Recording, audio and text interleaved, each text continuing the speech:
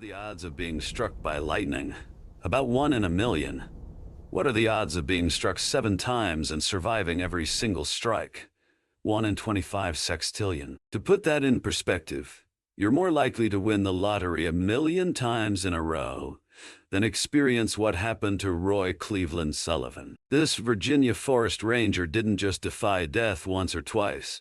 He became known as the human lightning rod, surviving 7 documented lightning strikes over 35 years. But this incredible story of survival has a tragic ending that no one saw coming. What you're about to hear is not just a tale of miraculous survival, but a haunting reminder that sometimes the greatest curse can come disguised as the most extraordinary gift. Roy Sullivan was born in 1912 in Greene County, Virginia, into a world where electricity was still a luxury and storms were simply a part of mountain life. Growing up in the Shenandoah Valley, Roy developed a deep love for the outdoors that would eventually lead him to his calling as a forest ranger in Shenandoah National Park. In 1936, at the age of 24, Roy began working for the Park Service, patrolling the vast wilderness areas and maintaining the fire lookout towers that dotted the mountainous landscape. He was a dedicated ranger, known for his reliability and his willingness to brave any weather to protect the forest he loved. But on a stormy April day in 1942, Roy's ordinary life took an extraordinary turn that would define the rest of his existence. He was working alone in a fire lookout tower, a tall wooden structure perched high on a mountain ridge, when a severe thunderstorm rolled across the valley below. Fire towers were notorious for attracting lightning strikes, but they were supposedly designed to channel electrical charges safely into the ground. Roy had weathered hundreds of storms in these towers without incident. But on this particular day, something went terribly wrong. As Roy watched the storm approach through the tower's windows, a brilliant flash of light filled his vision, followed immediately by a deafening crack that seemed to split the world in two. A bolt of lightning had struck the tower directly, and despite the supposed safety measures, the electrical charge found its way to Roy. The strike burned off his big toenail and left him with a searing pain that shot through his entire body. But he was alive. More importantly, he was conscious and able to function. What Roy didn't know at the time was that this first lightning strike had marked the beginning of what would become either the most incredible streak of luck or the most persistent curse in recorded history. Over the next few days, as Roy recovered from his injuries, he began to notice something strange. Other rangers seemed uncomfortable around him, making jokes about how he must have angered the storm gods. At first, Roy laughed along with them. After all, lightning strikes were rare but not unheard of in their line of work. How could he possibly know that this was just the beginning of an impossible journey that would make him famous around the world, while simultaneously destroying his peace of mind? For 27 years after that first strike, Roy Sullivan lived a relatively normal life. He married, started a family, and continued his work as a forest ranger without incident. He had almost forgotten about his encounter with lightning when, on July 25, 1969, his extraordinary destiny came calling again. Roy was driving his truck along Skyline Drive when a thunderstorm suddenly intensified overhead. Within moments, a lightning bolt struck the truck directly, traveling through the metal frame and into Roy's body. The electrical charge burned off his eyebrows and eyelashes and knocked him unconscious. But once again, he survived. The second strike might have been written off as another freak accident, but Roy's luck with lightning was just getting started. Over the next 8 years, lightning would find Roy Sullivan 5 more times, each strike more impossible than the last. The third strike came on July 25, 1970, exactly 1 year after the second. Roy was working in his front yard when lightning struck a nearby transformer, jumped to a tree, and then somehow found its way to Roy, burning his left shoulder. The fourth strike occurred on April 16, 1972, while Roy was working at a ranger station. Lightning struck the building and traveled through the wiring to where Roy was standing, singeing his hair. But perhaps the most terrifying incident was the fifth strike on August 7, 1973. Roy was patrolling the park in his truck when he saw a storm cloud forming directly above his vehicle. Recognizing the danger, he tried to drive away, but the cloud seemed to follow him, Desperate, Roy abandoned his truck and ran for cover. But a lightning bolt struck him anyway, blowing off his shoe and sock and throwing him 10 feet through the air. The sixth strike came on June 5, 1976. While Roy was walking along a trail, lightning hit a nearby tree and jumped to Roy, injuring his ankle. By this point, Roy had begun carrying a bucket of water in his truck, believing that if he poured it over himself during storms, it might help conduct electricity away from vital organs. The seventh and final documented strike occurred on June 25, 1977, while Roy was fishing. Lightning struck him while he was trying to hook a trout, burning his chest and stomach. This time, Roy was not just injured by the lightning. Immediately after being struck, he had to fight off a bear that approached him, apparently attracted by the commotion. What makes Roy's story even more remarkable is that every single strike was documented, photographed, and verified by medical professionals. The odds of being struck by lightning 7 times are so astronomical that statisticians struggle to even calculate them meaningfully. Yet here was Roy Sullivan, a walking impossibility, surviving strike after strike while the world watched in amazement. What do you think about what you've heard so far? Can you imagine living with the constant fear that the next storm might find you? Let me know your thoughts as we continue this incredible story. As Roy's lightning strikes made headlines around the world, scientists began studying his case, trying to understand how one man could be struck so many times. The National Weather Service, meteorologists, and probability experts all weighed in, but none could provide a satisfactory explanation for what seemed to defy the laws of nature. The odds of being struck by lightning once in a lifetime are approximately 1 in 15,000. Being struck twice pushes those odds to 1 in 9 million. By the time Roy had been struck 7 times, mathematicians calculated the probability at roughly 1 in 25 sextillion. That's a 25 followed by 21 zeros. To put this in perspective, you would be more likely to flip a coin and get heads 73 times in a row than to experience what happened to Roy Sullivan. You would be more likely to be attacked by a shark while being struck by lightning, while winning the lottery on the same day. Some scientists theorized that Roy might have had unusual body chemistry that attracted electrical charges. Others suggested that his work environment in the mountains, combined with his tall stature and the metal equipment he carried, created perfect conditions for lightning attraction. A few even proposed that Roy might have some sort of genetic anomaly that made him a natural lightning rod. Dr. E. Philip Kreider, a lightning researcher at the University of Arizona, studied Roy's case extensively. He noted that while Roy's profession did put him at higher risk than the average person, the sheer number of strikes still defied explanation. The fact that Roy survived every strike was almost as remarkable as being struck in the first place, since lightning kills about 10% of its victims. Roy himself developed his own theories about his condition. He began to notice patterns in the strikes. They often occurred when he was near metal objects, during specific weather conditions, or when he was in elevated locations. He started carrying a can of water to douse himself during storms, believing it might help conduct electricity safely to the ground. But perhaps more telling were the precautions Roy began taking to avoid lightning altogether. He would monitor weather reports obsessively, changing his plans at the first sign of storms.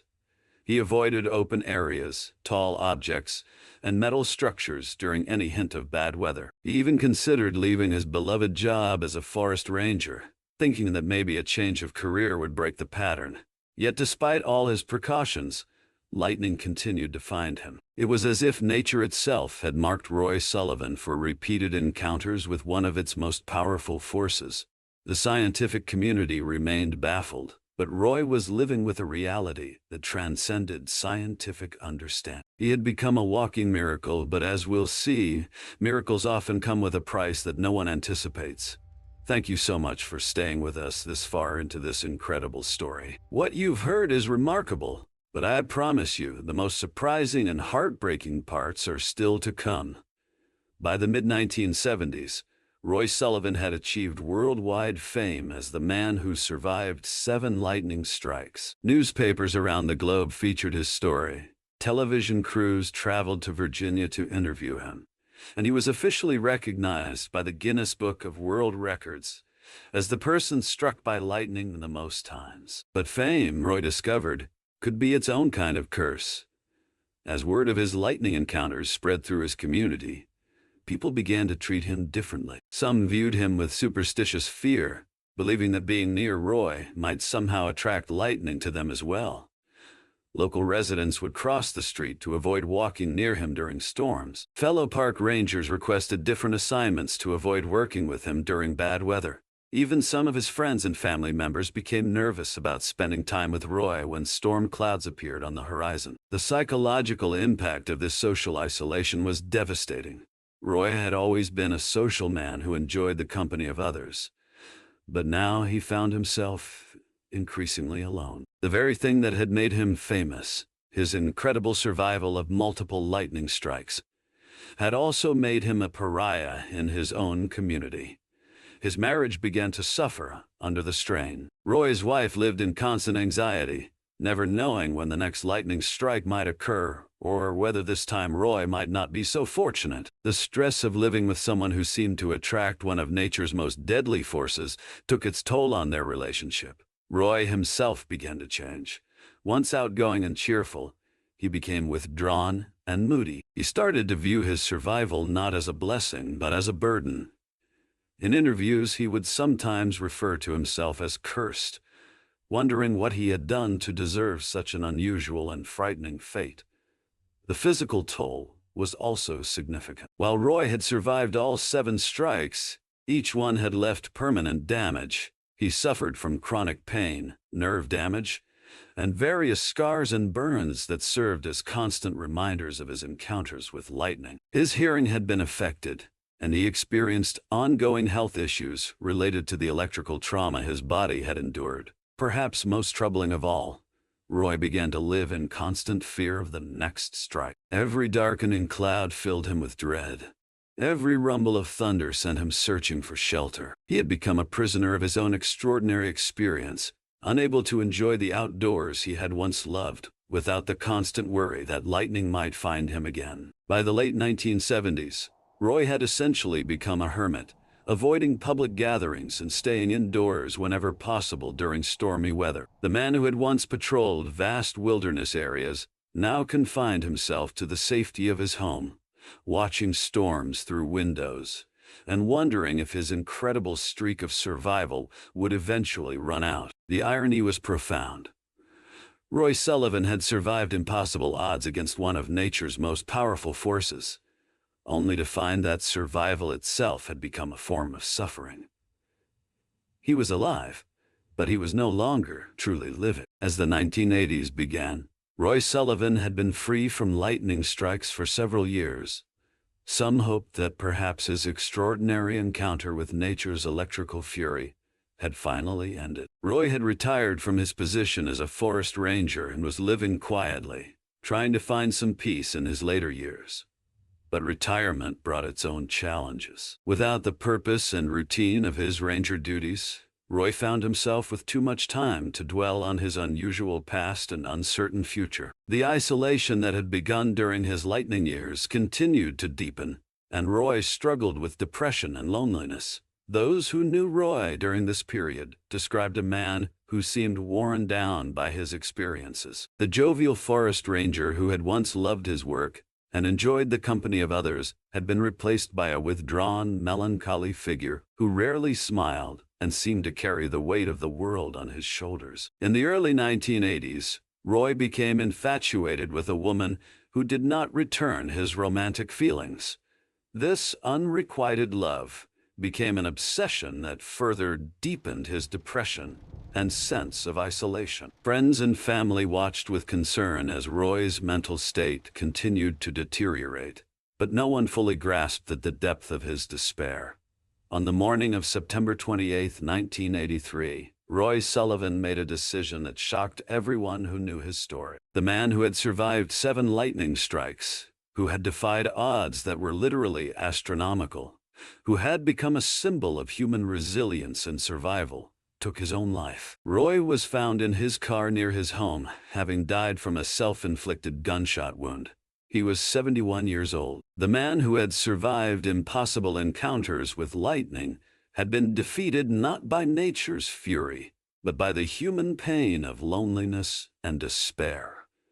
The news of Roy's death sent shockwaves through the communities that had followed his story. How could someone who had survived such extraordinary circumstances choose to end his own life? The answer, tragically, lay in the very experiences that had made him famous. Roy's lightning strikes had given him worldwide recognition, but they had also isolated him from normal human connection. The fear and superstition of others had created a barrier between Roy and the relationships that might have sustained him through his later years. His extraordinary survival had become the defining feature of his identity, overshadowing all other aspects of who he was as a person.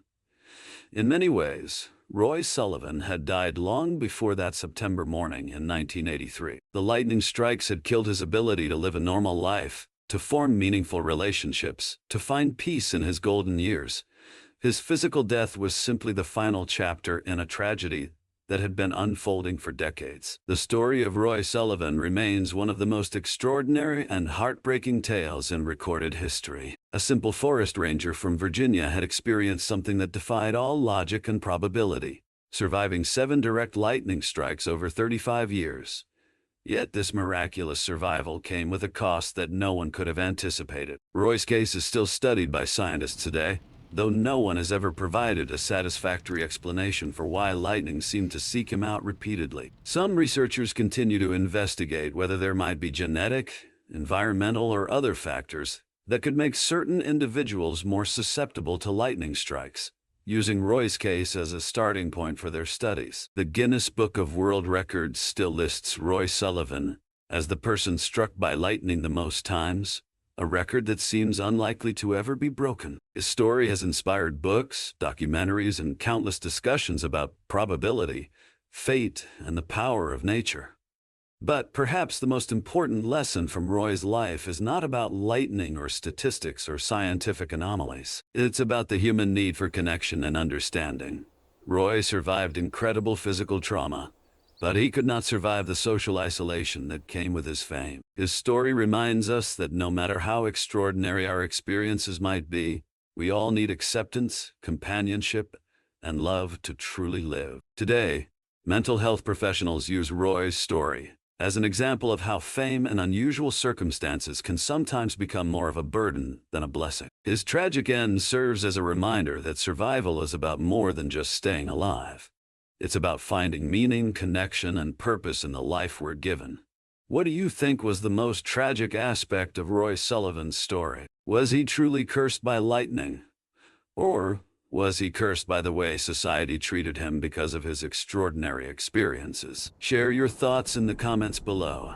And if this story moved you, please subscribe to our channel for more incredible true stories that reveal both the resilience and fragility of the human spirit. And don't miss our next recommended video about another person whose extraordinary experiences changed their life in ways they never expected. Thank you for joining us on this remarkable journey through one of history's most impossible true stories.